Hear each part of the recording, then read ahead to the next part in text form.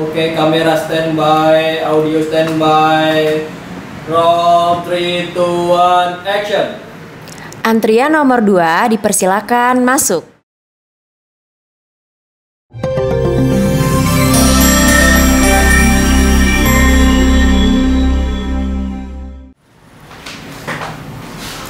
Selamat pagi, selamat datang di pelayanan publik. Ada yang bisa kami bantu? Ada teh, saya mau cari-cari informasi dong tentang mudik. Baik, dengan siapa, dari mana teh? Dengan saya, Tiar, mahasiswa Bandung di Cikaso. Baik, ada yang ingin ditanyakan? Sebenarnya saya tuh pengen mudik teh, tapi saya tuh nggak tahu nih arus mudik itu seperti apa. Jadi saya kesini untuk tanya-tanya tentang mudik Lebaran tahun 2023. Baik. Untuk pertanyaan Teteh tersebut akan saya sambungkan langsung ya ke Wali Kota Bandung. Baik.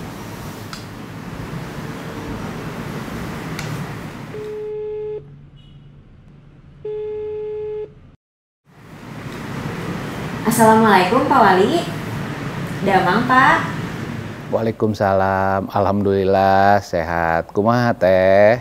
Ini Pak, izin ada masyarakat yang bertanya terkait dengan kesiapan Pemkot Bandung jelang mudik Lebaran 1444 Hijriah di tahun ini Pak. Mungkin ada yang ingin disampaikan Pak? Alhamdulillah ada beberapa upaya yang dilakukan pemerintah Kota Bandung dalam menghadapi arus mudik dan arus balik Lebaran ini. Pertama, mendirikan posko mudik Lebaran untuk nanti membantu dalam mengatur dan mengawasi arus lalu lintas.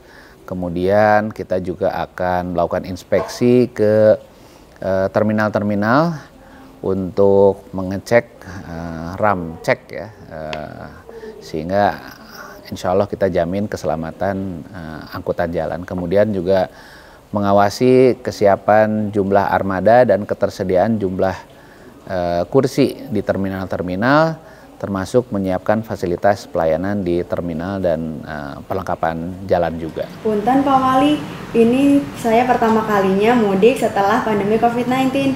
Nah, mohon gambarannya kira-kira mudik tahun ini apakah ada perbedaan dari mudik-mudik tahun kemarin? Ya, sebagaimana kita ketahui, Pak Presiden telah mencabut soal PPKM di 30 Desember 2022.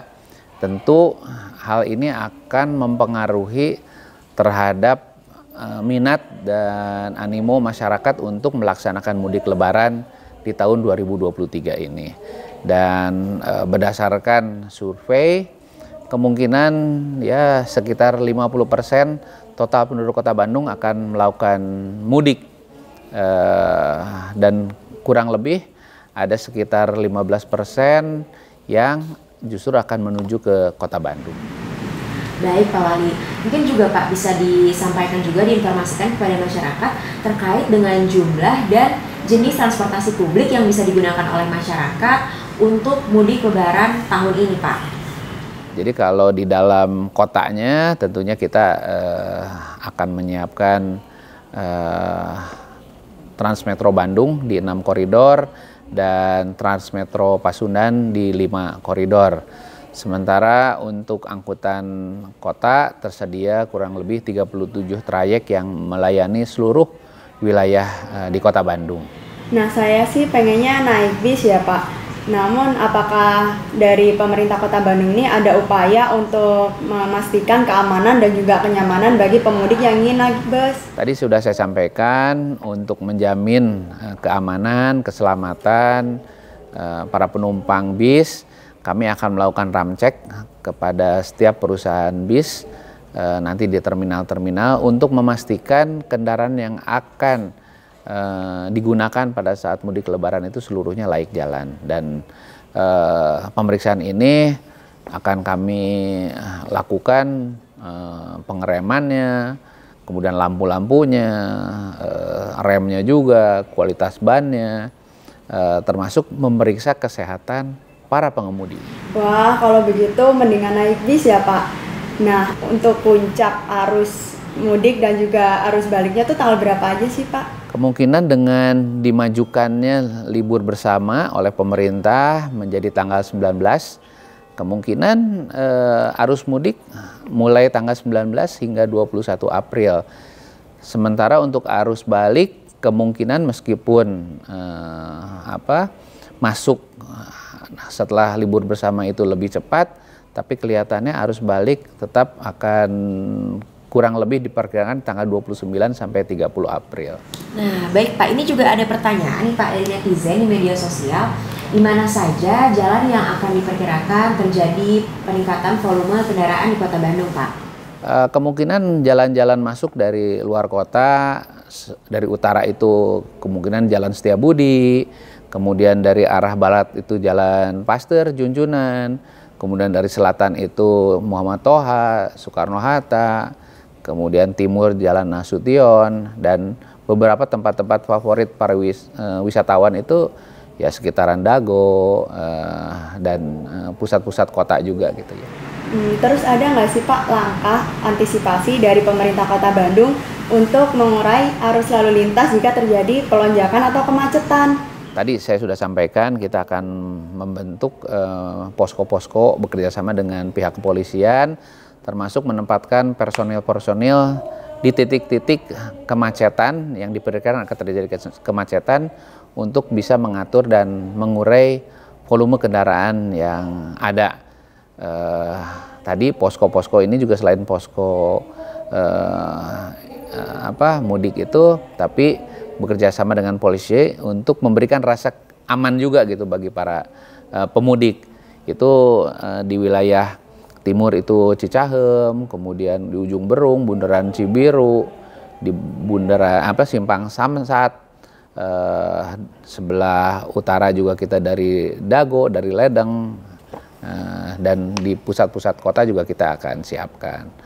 Dan termasuk kita juga akan mengoptimalkan ATCS atau CCTV yang terkoneksi di milik pemerintah Kota Bandung untuk memonitoring titik-titik macet yang terjadi untuk nanti kita bisa lakukan penguraian kemacetan.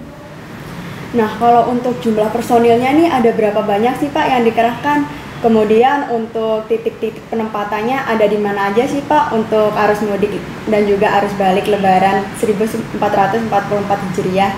Jadi kurang lebih kita itu Dinas Perhubungan sekitar 600 sampai 700 personil, kemudian Satpol PP juga sekitar 400 personil, dan teman-teman kewilayahan juga tentunya akan terus membantu.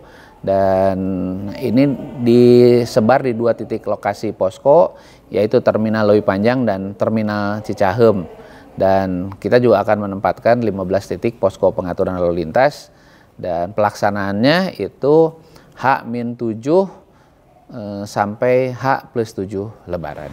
Baik nih Pak, ada lagi nih Pak pertanyaan dari netizen Pak di media sosial. Tanya apa langkah antisipasi dari Pemkot Bandung sendiri untuk mencegah adanya pendatang baru dari berbagai daerah yang masuk ke Kota Bandung setelah mudik Lebaran di tahun ini Pak?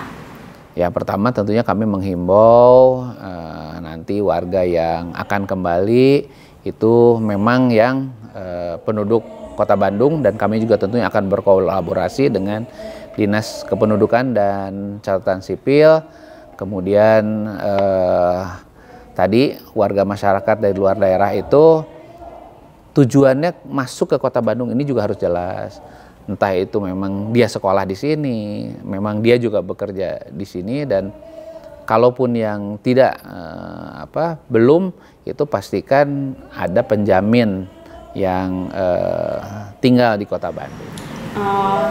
Punten Pak, kalau dari pemerintah Kota Bandung sendiri, apakah ada program untuk menyukseskan arus mudik dan juga arus balik? Alhamdulillah pemerintah Kota Bandung itu sebetulnya menyiapkan juga bus gratis mudik bagi ASN dan keluarganya, termasuk juga bekerja sama dengan beberapa perusahaan menyiapkan program mudik gratis, dan ini antusias dari masyarakat sangat luar biasa karena berdasarkan informasi beberapa waktu dibuka ini kuotanya juga sudah terpenuhi. Tapi tentunya kami coba akan bekerja sama lagi dengan beberapa perusahaan-perusahaan sehingga program mudik gratis ini kita bisa tingkatkan terus.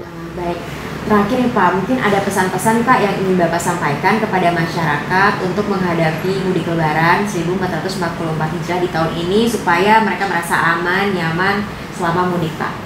Pertama, bagi masyarakat yang akan melakukan perjalanan mudik, itu menitipkan rumahnya ke tetangga-tetangga untuk memberikan keamanan lah. Kemudian dihimbau untuk menggunakan transportasi umum.